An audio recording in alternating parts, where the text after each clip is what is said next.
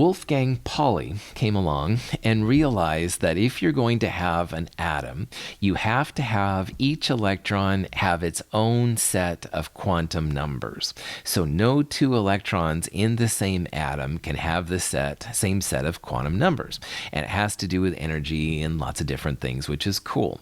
So because the spin quantum number can be plus or minus 1/2, that means that each orbital, each of those values of m sub l, can hold two electrons. One will be spin up and one will be spin down. But you can't have more than two electrons, and there's a lot of implications for that. So Pauli was pretty cool to think about that, and that's going to have a lot of implications. So when n equals 1, L is going to equal 0, and m sub L minus L to plus L is going to be equal to 0 as well.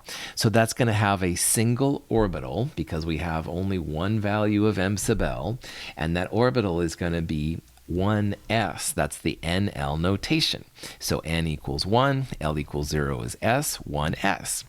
And what that also means then is that because each electron has to have its own set of quantum numbers, there's going to be two electrons that can hang out in that orbital.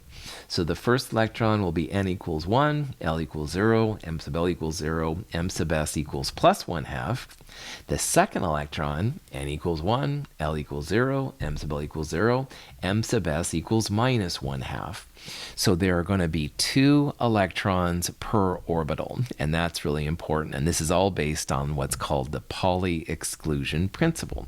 And it just says that two electrons have to have different quantum numbers.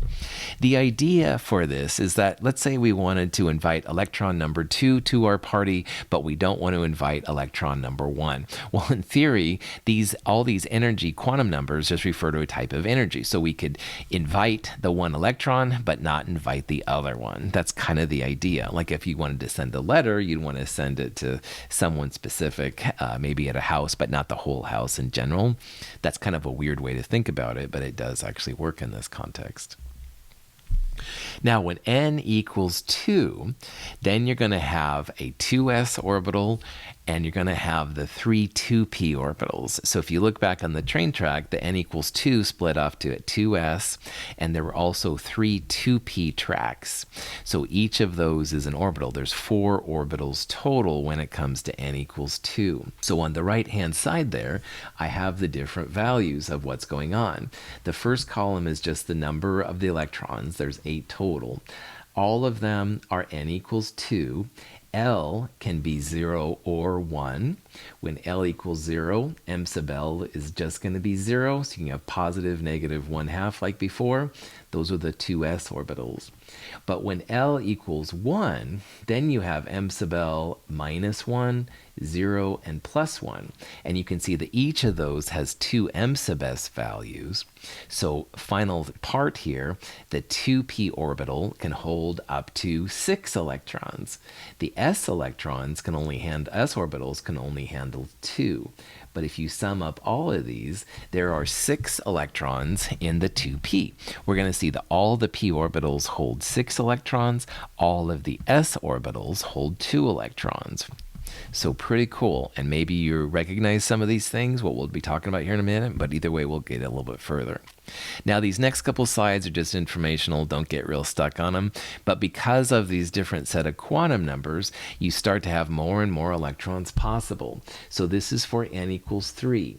When n equals 3, you can have 3s, you can have 3p, and you can have 3d. And notice that the s's will hold 2 electrons. The p's, when you count them up, 8 minus 2 will hold 6 electrons, and there's a total of 10 electrons in the d orbitals. So you can see here some patterns going from 2 to 6 electrons when you go from s to p, p to d, you go to 10. There's a difference of 4 between those, which is another way to think about them.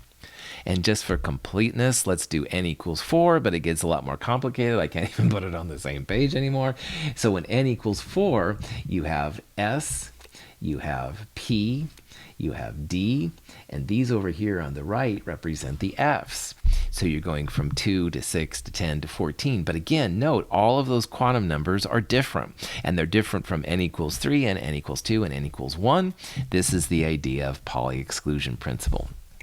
Now, what we're going to use here in a little bit is that S's always hold 2, P's always hold 6, D's always hold 10, and F's always hold 14.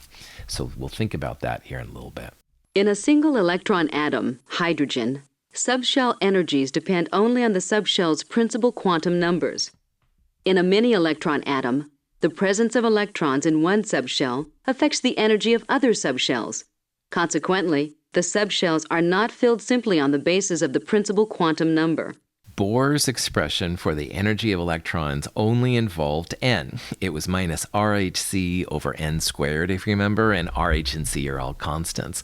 So Bohr thought it was just n, but in reality, when you do a better quantum mechanic analysis, it's actually more, the energy is more about n plus L.